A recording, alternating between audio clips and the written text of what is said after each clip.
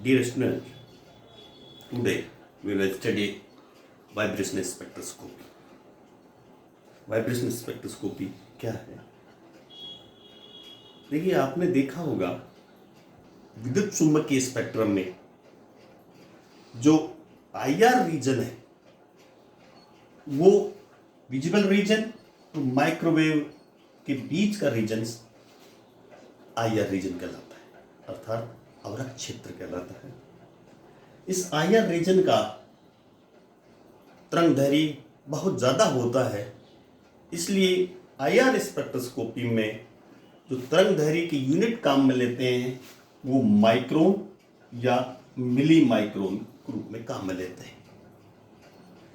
इस IR region को हम 3 भागों में बांट सकते हैं। पहला आईआर रीजन देखिए, नियर आईआर, जो ठीक विजिबल रीजन के पास होता है। इसका जब वेवलेंथ होता है वो 0.8 माइक्रोन से 2.5 माइक्रोन होता है।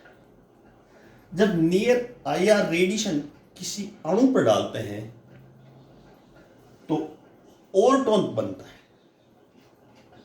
ओवरटोन हम आगे आपको बताएंगे, लेकिन यहां थोड़ा सा आपको ओवरटोन के बारे में बता दें। मूल रूप से अणु एक कंपन ऊर्जा स्तर से दूसरे कंपन ऊर्जा स्तर में जाता है, अर्थात निम्नतम कंपन क्वांटम संख्या से नेक्स्ट क्वांटम संख्या में जाता है।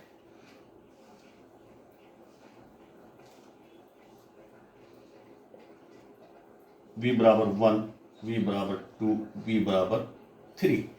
जब अणु एक V बराबर 0 कंपन ऊर्जा स्तर से V1 में जाता है तो ये फंडामेंटल फ्रीक्वेंसी कहलाती है, मूल आवर्ती कहलाती है। लेकिन यदि अणु ग्राउंड कंपन ऊर्जा स्तर से 2 में जाता है या 3 में जाता है, इसको हम ओवरटोन कहते हैं। यदि V बराबर 0 से V बराबर 2 में गया तो फर्स्ट ओवरटोन कहलाता है। यदि V बराबर 0 से V3 में गया तो ये सेकेंड ओवरटोन कहलाता है। ये बाद की बातें हैं, हम उसको आपको बाद में समझाएंगे। अब दूसरा भाग जो आईआर रीजन का है, मिडिल आईआर, जिसका तरंगदैर्घ्य 2.5 से 15 माइक्रोन होता है। जब ये रेडिएशन किसी अणु पर डाले जाते हैं मिडिल आईआर वाले, तो अणु के कंपन ऊर्जा स्तर चेंज हो जाते हैं, अर्थात अणु एक कंपन ऊर्जा स्तर से दूसरे कंपन ऊर्जा स्तर में चला जाता है। हम जानते हैं एक कंपन ऊर्जा स्तर कई रोटेशनल ऊर्जा स्तर में बटा रहता है। जब अणु एक वाइब्रेशन एनर्जी लेवल से दूसरे वाइब्रेशन एनर्जी लेवल में जाता है तो रोटेशनल ट्रांजिशन भी होते हैं, अर्थात वाइब्रेशन ट्रांजिशन के साथ साथ यहां रोटेशनल ट्रांजिशन भी होंगे। आप देखिए, ये कंपन ऊर्जा स्तर है, ये रोटेशनल ऊर्जा स्तर है, घूर्णन ऊर्जा स्तर है। जब अणु एक कंपन ऊर्जा स्तर से दूसरे कंपन ऊर्जा स्तर में जाता है तो इसके साथ साथ ये J बराबर 0 से J बराबर 3 या J बराबर 4 में चला जाता है, अर्थात वाइब्रेशन ट्रांजिशन के साथ साथ रोटेशनल ट्रांजिशन भी होते हैं। इसलिए इसको हम स्पेक्ट्रा बनेगा, इसको हम रोटेशनल वाइब्रेशनल स्पेक्ट्रा कहेंगे।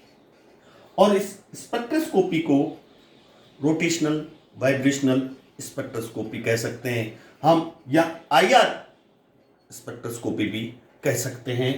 कई नाम है इसके, vibrational spectroscopy, IR spectroscopy, vibrational rotational spectroscopy. अब तीसरा फार आईआर का रीजन देखिए, ये रेडिएशन होते हैं 15 माइक्रोन से 200 माइक्रोन तरंगदैर्घ्य के वेवलेंथ के होते हैं। ये इसके लिए यदि रेडिएशन हम किसी अणु पर डालते हैं तो हमें रोटेशनल एनर्जी में चेंज होती है, और जो स्पेक्ट्रा प्राप्त होता है वो प्योर रोटेशनल स्पेक्ट्रा प्राप्त होता है। सभी अणु आईआर रेडिएशन का अवशोषण नहीं करते, इसके लिए कुछ शर्तें, उन शर्तों के अनुसार ये अणु आईआर रेडिएशन का अवशोषण करते हैं। यह हम दो शर्तों की बातें करेंगे। पहली शर्त है, अब जब अणु कंपन करता है उसके कंपन की गति की आवृत्ति, और जब उस पर हम रेडिएशन डालते हैं उस रेडिएशन की आवृत्ति, यदि दोनों की आवृत्ति बराबर है तो अणु आईआर रेडिएशन का अवशोषण कर लेता है, और ना आईआर रेडिएशन का अवशोषण नहीं करेगा यदि दोनों की आवृत्ति भिन्न हो। मतलब वाइब्रेशन, अणु जब वाइब्रेट करता है, कंपन करता है, उसकी आवृत्ति और रेडिएशन की आवृत्ति यदि बराबर है तो अणु आईआर रेडिएशन का अवशोषण कर लेगा, अर्थात अणु आईआर एक्टिव है, आईआर स्पेक्ट्रम ओपी में वो स्पेक्ट्रम बनाएगा। जैसे इसका उदाहरण हम जैसे पोलर मॉलिक्यूल्स है, H2O, HCl आदि, ये आईआर रेडिएशन का अवशोषण कर लेते हैं, जबकि non polar molecules H2, O2, N2 ये आईआर रेडिएशन का अवशोषण नहीं करते। अब हम ध्यान दीजिए, पोलर मॉलिक्यूल्स किस प्रकार से आईआर रेडिएशन का अवशोषण कर लेते हैं, हम ये समझाने जा रहे हैं आपको। ये पोलर मॉलिक्यूल H2O, HCl, जब ये पोलर मॉलिक्यूल्स कंपन गति करते हैं तो फ्लैक्चुएट होते हैं, जिसके कारण से फ्लैक्चुएट होते हैं ये पोलर मॉलिक्यूल्स, ये फ्लैक्चुएट हो रहा, पॉजिटिव पोल, नेगेटिव पोल, जिस कारण से एक विद्युत क्षेत्र उत्पन्न हो जाता है। और जब हम रेडिएशन इस अणु पर डालते हैं तो रेडिएशन में विद्युत घटक होता है। दोनों के विद्युत घटक, अणु के कंपन के विद्युत घटक और रेडिएशन के विद्युत घटक कंपोनेंट, दोनों ही इलेक्ट्रिक कंपोनेंट की आवृत्ति यदि समान है, फ्रीक्वेंसी समान है, तो अणु आईआर रेडिएशन का अवशोषण कर लेगा, जिससे अणु की कंपन ऊर्जा बढ़ जाती है, अर्थात अणु वाइब्रेशन ट्रांजिशन दर्शाता है, और कंपनी अणु का आयाम भी बढ़ जाता है और अणु आईआर एक्टिव हो जाता है। ऐसा हम आपको इस डायग्राम द्वारा समझाया जा रहा है। ये एक पोलर मॉलिक्यूल्स है जिसके दो पोल हैं, ये इस पर हम आईआर रेडिएशन डाल रहे हैं, कोई पदार्थ है इस पर हम आईआर रेडिएशन डाल रहे हैं, तो इस पदार्थ के जो अणु हैं, मान लीजिए पोलर है, पोलर अणु विद्युत क्षेत्र उत्पन्न कर रहे हैं, विद्युत घटक है इसमें, और जो रेडिएशन डाले जा रहे हैं इसमें भी विद्युत घटक है।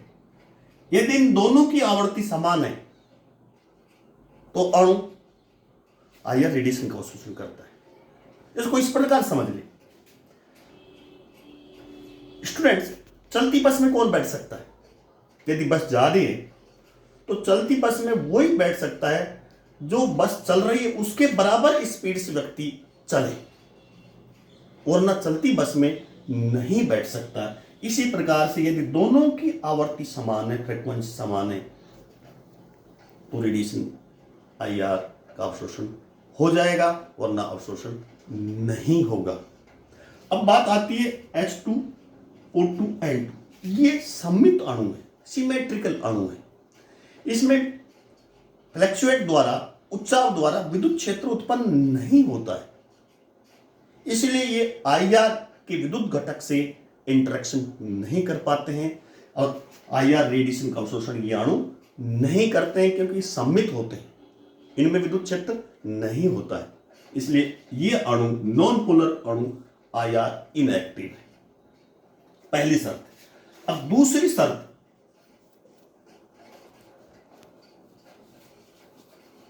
दूसरी शर्त यह है, जब अणु कंपन करता है, वाइब्रेशन करता है, चाहे वो स्ट्रेचिंग वाइब्रेशन करे, चाहे वो बेंडिंग वाइब्रेशन करे, स्ट्रेचिंग वाइब्रेशन करे, चाहे बेंडिंग वाइब्रेशन, किसी तरह की वाइब्रेशन करे, तो उसका डायपोल मोमेंट चेंज होना चाहिए।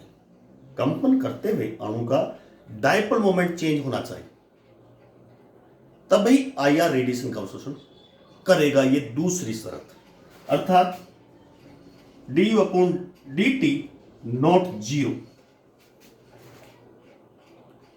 अणु का डायपोल मोमेंट अवश्य चेंज होना चाहिए, तभी वो आईआर एक्टिव होगा। ये डाइपोल मोमेंट चेंज मैग्नीट्यूड्स और दिशा दोनों में हो सकता है। जैसे यदि हम आप उदाहरण दें, यदि आप क्वेश्चन पूछे CO2 नॉन पोलर है but it is IR active, फिर भी ये IR एक्टिव है, अर्थात IR रेडिएशन का अवशोषण क्यों कर लेता है। इसको हम निम्न प्रकार से समझाएंगे।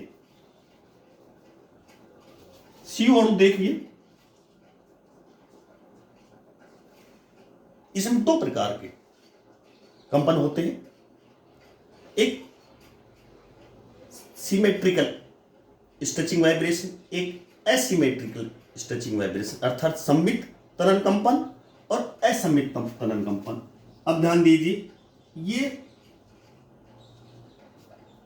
सममित त्वरण कंपन अर्थात जो ये बॉन्ड CO बॉन्ड और ये CO बॉन्ड एक साथ तनते हैं और एक साथ अतनित रहते हैं, एक साथ तनेंगे एक साथ अतनित रहेंगे, जिसके कारण से कुल डाइपोल मोमेंट इनका शून्य हो जाता है, एक दूसरे के प्रभाव को नष्ट कर देते हैं।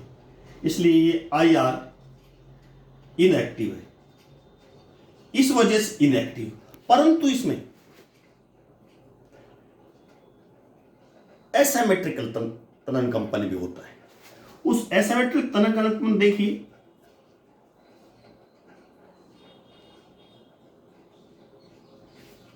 ये बॉन्ड CO का केंद्रीय परमाणु के पास जा रहा है, ये बॉन्ड केंद्रीय परमाणु से दूर जा रहा है, अर्थात एक अतनित है एक तनित है। इस प्रकार का एक यूं है एक ऐसे। असममित त्वरण कंपन होता है, एसिमेट्रिकल स्ट्रेचिंग वाइब्रेशन होने के कारण से ये IR एक्टिव है, अर्थात डाइपोल मोमेंट इसका चेंज होता है और IR एक्टिव है। ये बहुत कंपटीशन में पूछा जाता है, CO2 अणु नॉन पोलर होते हुए भी IR एक्टिव क्यों है? क्योंकि इसमें दो प्रकार का वाइब्रेशन होता है, सममित त्वरण कंपन, असममित त्वरण कंपन। सममित त्वरण कंपन के कारण से दोनों बंद एक साथ तनते हैं, एक साथ अतनित रहते हैं, जिससे कुल डाइपोल मोमेंट शून्य हो जाता है, कोई डाइपोल मोमेंट परिवर्तन नहीं होता, इसलिए IR इनएक्टिव है। लेकिन CO2 अणु इसलिए एक्टिव है IR कि इसमें अतनित वो होता है, मतलब एसिमेट्रिकल त्वरण कंपन होता है, एक बंद केंद्रीय परमाणु तरफ जा रहा है, दूसरा बंद केंद्रीय परमाणु से दूर जा रहा है। इसके कारण से इसका डाइपोल मोमेंट शून्य नहीं होता है, परिवर्तित होता है, इसलिए IR एक्टिव। इसी प्रकार से हम कार्बोनिल कंपाउंड ले लें, कार्बन कंपाउंड में भी जो असममित त्वरण कंपन है उसके कारण से कार्बोनिल कंपाउंड IR एक्टिव होते हैं। तो डियर स्टूडेंट, ये दो शर्तें हैं, कौन अणु IR एक्टिव होगा, कौन अणु IR इनएक्टिव होगा। इन दो शर्तों के अनुसार हम कह सकते हैं कौन अणु IR एक्टिव है, कौन अणु IR इनएक्टिव है। Thank you very much, best of luck.